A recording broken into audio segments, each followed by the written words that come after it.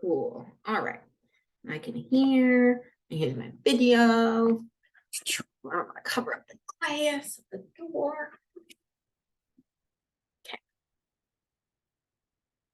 And pull up the toxic positivity.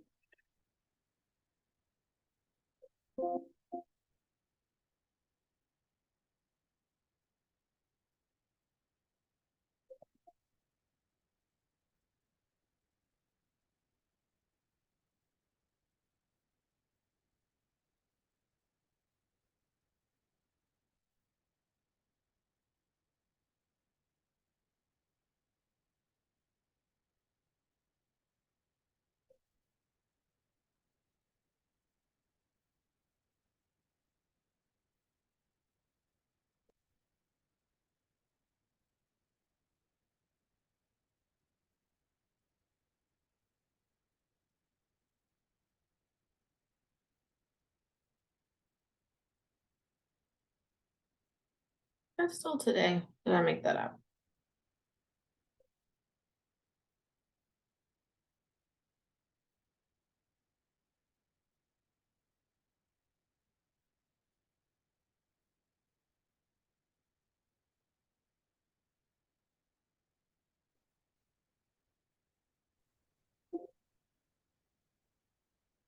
Good morning. How are you? Hang on, I can't hear you. Whoop.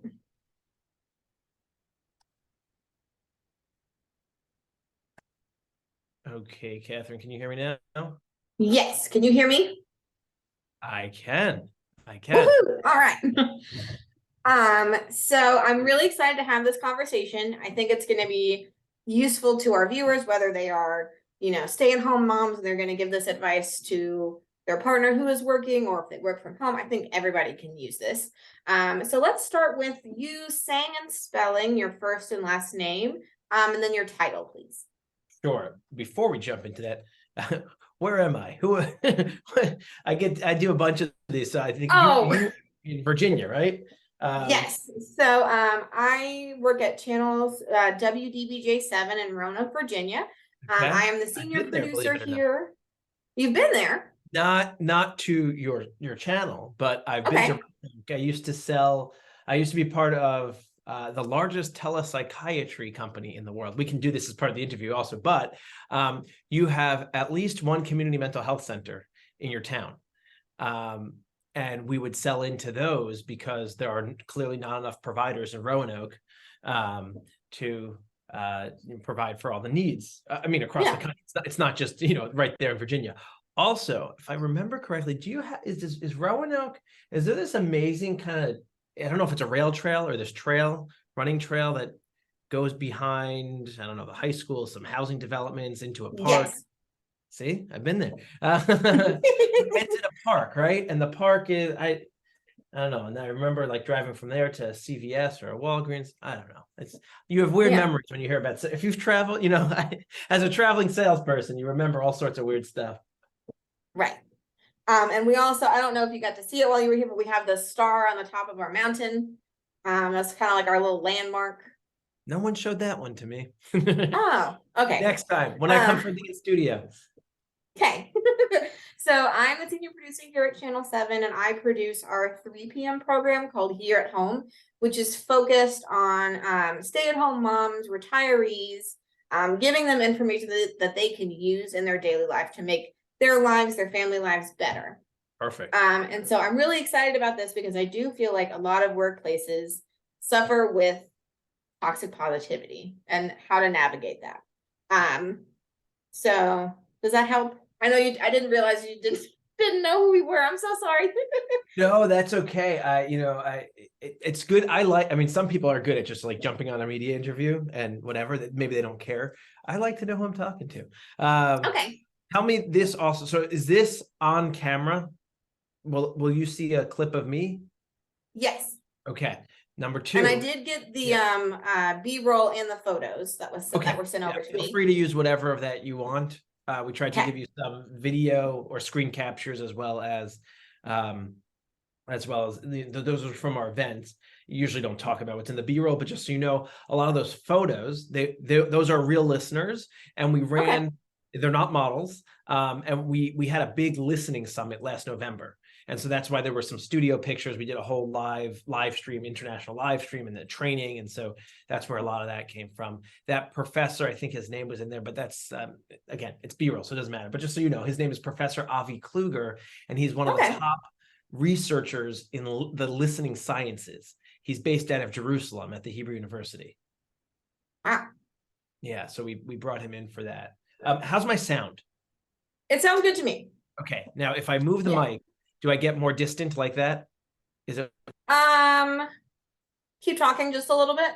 Testing 1, 2, 3. 1, 2, 3. I think that still sounds okay. It's okay. I just, especially if it's, is that better though? Yes. Okay, so it's. So I don't mind if we can see the mic. Okay, cool. Yeah. It's when you have a podcast set up, you usually eat the mic. It's not like a TV studio where you're all mic'd up. Right. Anyway, okay. So I'm going to have this air next Wednesday because once a month we have an expert with Virginia Career Works coming to talk about trends in the job market. And so I thought this could be a really good companion piece to that. Great. And who are you also on camera, or there's separate hosts that do that one? I am not on camera. I am behind the scenes. Got it. So there's other talent in front of the camera. Yes. Okay. But we won't interact with them. You're just going to use it as a separate kind of soundbite as part of the larger piece. Cool. Awesome. What else before we jump into the actual, I'll give you my name and all that. Any other questions you had to build more context around this? Let's see. I was looking at the talking points really fast. And let's see. That made sense to me. I might have some other questions, if that's okay, if we get to them. Yeah, absolutely. And this will be edited, so you'll slice and dice if we have to stop for an editor's point. Okay, cool. Great. So this is your show. I'll shut up. All right. So if you could just say and spell your first and last name and then the title you'd like for me to use. Yeah, Adi, A-D-I, Segal, S-E-G-A-L. And the title is CEO of Hapi. That's H-A-P-I. So we are here talking about toxic positivity at the workplace. And maybe this is something some people may have not really thought about. So can you just give us an overview of what toxic positivity is? Sure. Again, I'm not a clinical expert, but what we see as toxic positivity is this over the top, having a great life, over the top, even superlatives. I think it even comes into our culture a little bit where we see in text messaging, the exclamation mark has been taken over. And if you're any kind of grammarian, you'll realize that we shouldn't be using that as punctuation as much as we do, especially with 5 afterwards. And so that then parlays into the work culture and just always trying to seem happy. And for me, the biggest effect, I think, is actually in social media, where this is not the direct definition of toxic positivity, but we're all portraying or taking in from the feeds everyone's fake best life. And that is the worst of toxic positivity, because life kind of sucks sometimes, and we should be real about that. Right. Because we're seeing people's highlight reels. Nobody really wants to share, my dog died today or something, We'd be better off for that kind of information. So what does Hapi do to help kind of mitigate this toxic positivity in the workplace? Hapi is both direct to consumer, and we partner with workplaces to provide this as an app that's part of your mental wellness spectrum. We're certainly not clinical, though the research shows that a lot of what you can get in talk therapy when you're not dealing with major trauma or trying to get rid of fears is just like talking to a stranger. And I have and am related to many therapists, and that is not to diminish their careers at all. I think what therapy is really important for those who need it. And for many others, just talking to someone, just being heard is really important and can do a lot of the same work that people may have thought historically you would need to go to therapy for. And so what Hapi provides is a safe space. Our app is audio only and anonymous, and you can call in on demand and just talk with someone. what we've found, which is really interesting, is that even within the first 15 minutes of a call, people kind of just like to dump everything on us, which is great. That's exactly what we want. It's something that when you look at therapy might take months or years to unfold, to peel back those layers of life. But because it's audio only, so it's like a phone call through our app and anonymous, you never have to see the listener again or talk to the listener again. It's really a place where you can just unload, you can vent. And so in this world where you might have to pretend to be positive, which, by the way, you don't have to pretend. It's okay to be normal and unhappy sometimes. We give you the space to be unhappy. We give you the space to be real. We give you the space to talk about the things that are challenging you in life.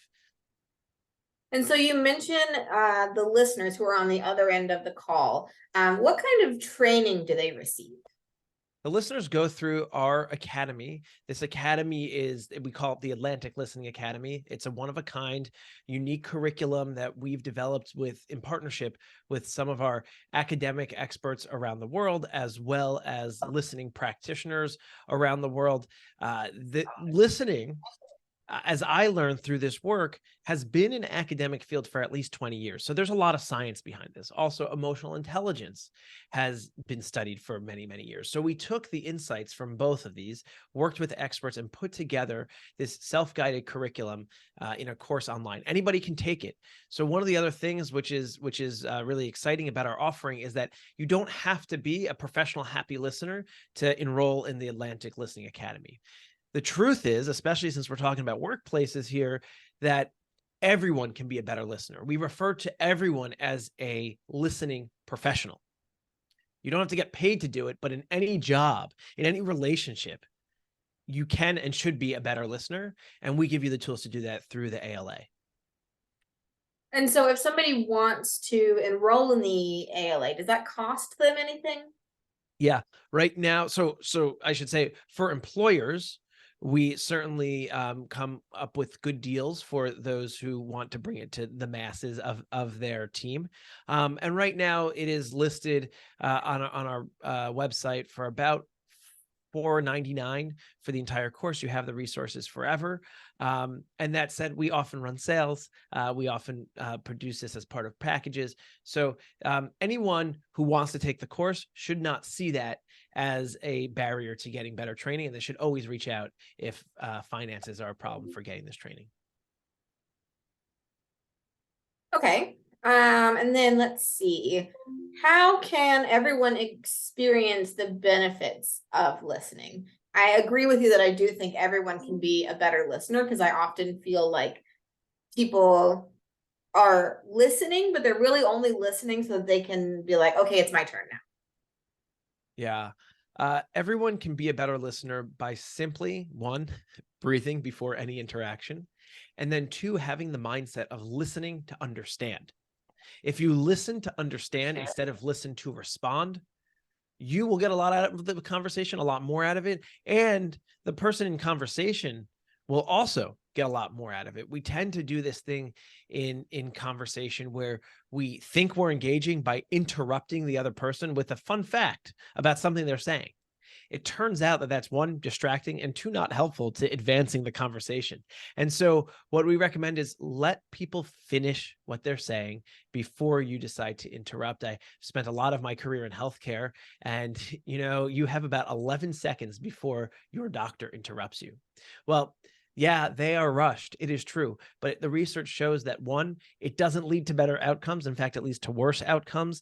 And two, it actually leads to more expensive treatments. It leads to more time that's needed with the patient because you thought you were rushing through the 15 minutes that you have with that patient. And so that's just an example of many places, because it's a very clear example of patient care in a personal professional setting that we've all been in.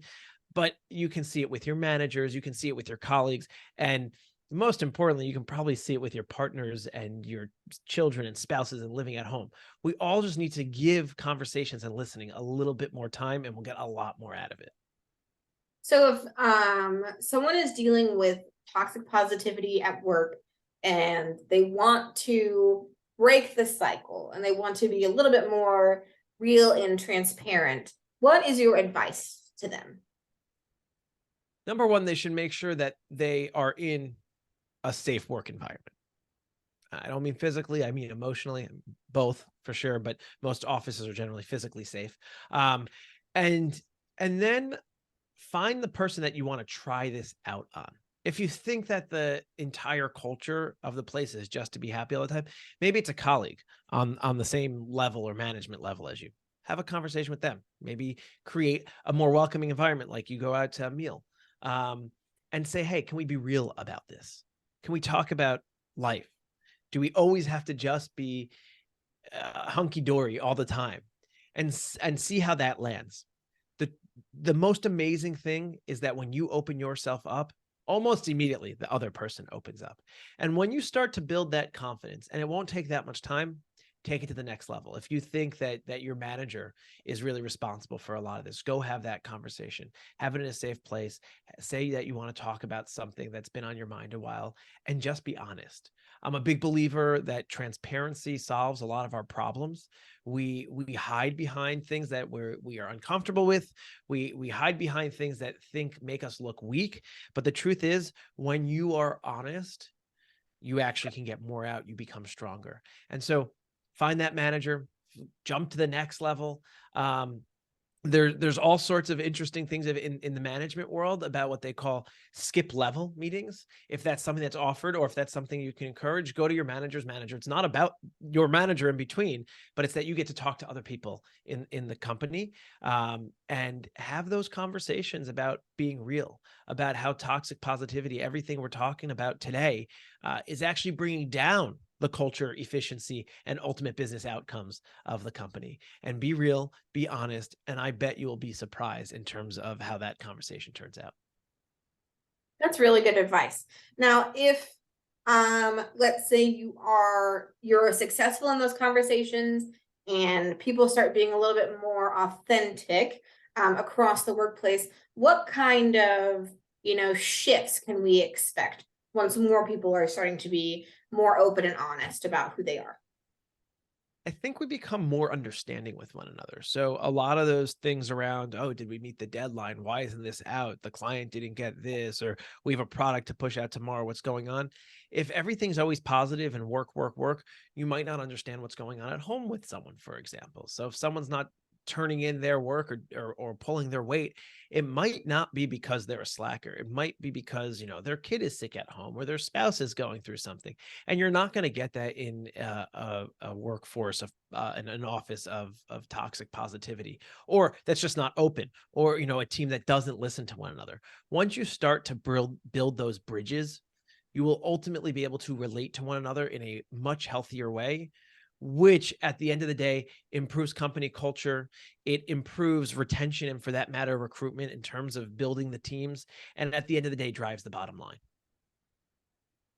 What do you think is maybe the fine line of wanting to, lead with kindness and always approach like conflict from a, centered and not super emotional standpoint, and toxic positivity? I don't think that not listening and being real are mutually exclusive with leading with kindness. I think actually they're one and the same. And toxic positivity may have been a negative byproduct of us all trying to just be kind and happy all the time. And that's just not honest, right? Life is not always happy.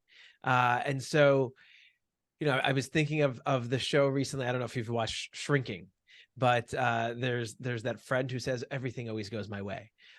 For most people, that's not true, and even for that character, it's not true, right? And so we need to understand that things don't always go your way all the time, and everyone is going through something, and just because you're going through something and it doesn't look like someone else is going through something doesn't mean that they're not, or they haven't before. We're Right. all humans, and life isn't perfect. And so you can be very kind to people, and even kinder to them, if you know what's happening in their life, if you listen to them. We need to break that toxic positivity so that we can be real with people and truly listen to them.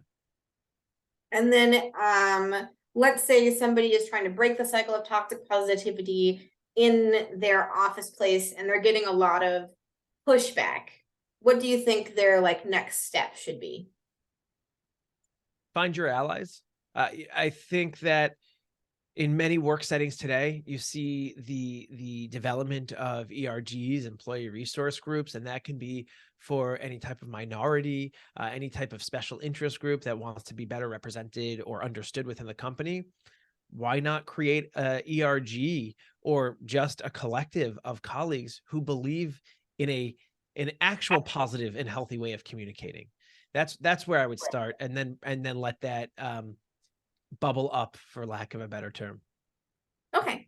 So if an employer is interested in getting Happy for their employees as a way to let their employees have an outlet, what is that process like? So first they would reach out to us. We want to walk them through the entire product. We certainly offer them a sneak peek at the full curriculum so they can see what they're going to get. A lot of what we do is relational. We are a human to human company. Yes, we are a highly tech enabled platform and our technology is excellent. The real service that you're getting behind it though are humans. And that's how we run our entire company. So this is not just about a SaaS product where you just press buy now online. It's not extra storage for your files. This is really about improving your team and improving your mentality. So we want to have that conversation. We want to truly understand what's going on at your company so that our curriculum, our training, and ultimately our emotional support app can best support your company and team. So bottom line, get in touch with us and we will walk you through everything. You can reach us at happy.com or specifically partnerships at happy.com. And if employees, use Happy, is there a chance that they would get the same listener like again and again, or is it always kind of like randomized so that they get different people?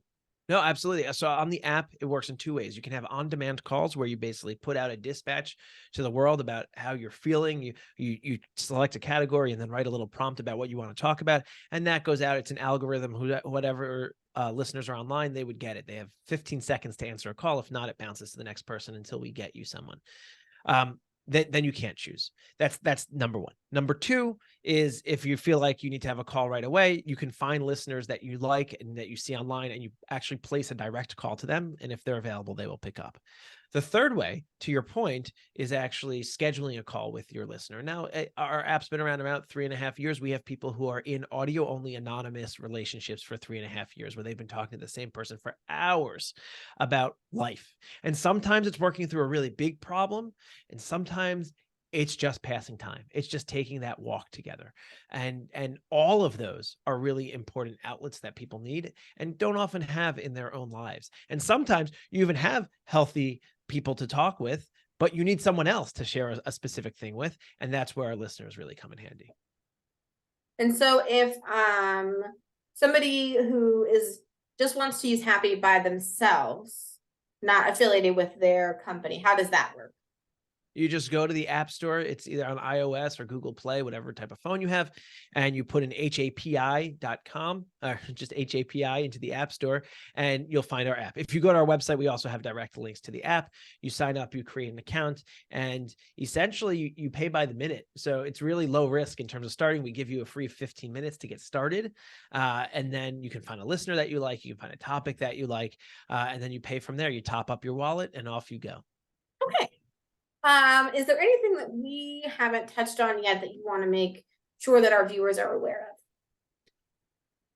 I think it's important to recognize that we believe that listening is the future. We believe it's the future economy, creating a listening economy where people can be professional listeners. And we also believe that it's the most important business skill that will be recognized moving forward. And the most important life skill, I think it's the most important skill aside from breathing, is being able to listen in life. And so if we take anything away from this conversation, it's that people should pay a little bit more attention to listening and give everyone else the time that they deserve within a conversation. Very well said. So like I said, this is going to air next Wednesday. I will probably cut hopefully 2 or 3 sound bites. I think you had a lot of really good things to say, so I think I'm going to have a hard time. Sure. And I'm really excited about it, and I wish you success. And I'm going to mention it to our company and see how they feel about it. Oh, that'd be awesome. Yeah, that's the other great thing is, I mean, as you know, newsrooms are stressful, especially as they get smaller, right? Yes. And so we'd love to chat with your channel about how we can offer this. I think that would be great. The other thing, you know, I didn't put this in the interview and we're out of sound bites, obviously, but when you package it together, you said that you're like a midday program for essentially moms at home. That target is really important for us because they don't have anyone to talk to. Yeah.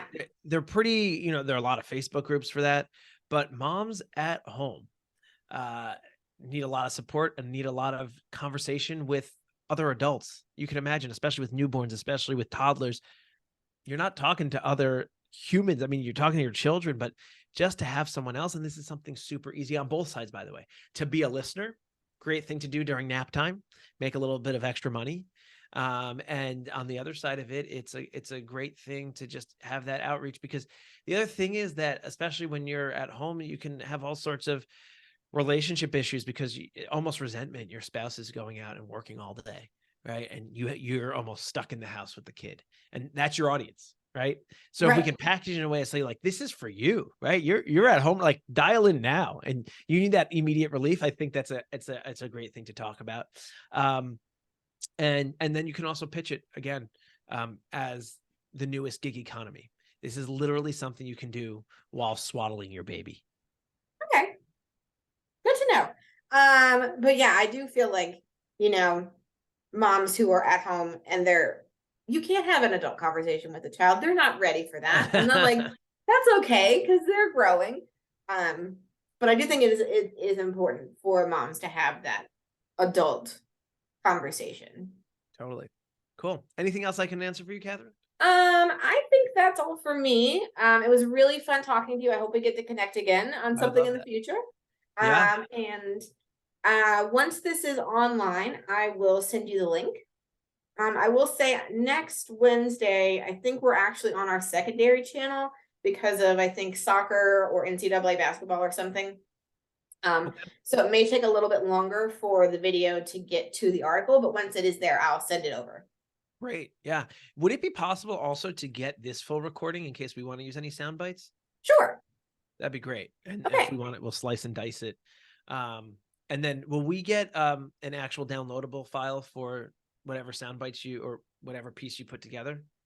I can't do that, but I can send you the raw, I think. Raw, yeah, this would be great. And then, yeah, I understand from licensing perspective that makes sense. But we'll have, do you guys keep everything up on the website basically for eternity? Yes. Great. Gotta love the internet. All right. Yes. Thanks so much. Really Of course. I appreciate hope you have a great day. it. All right. You too. Bye-bye. Bye.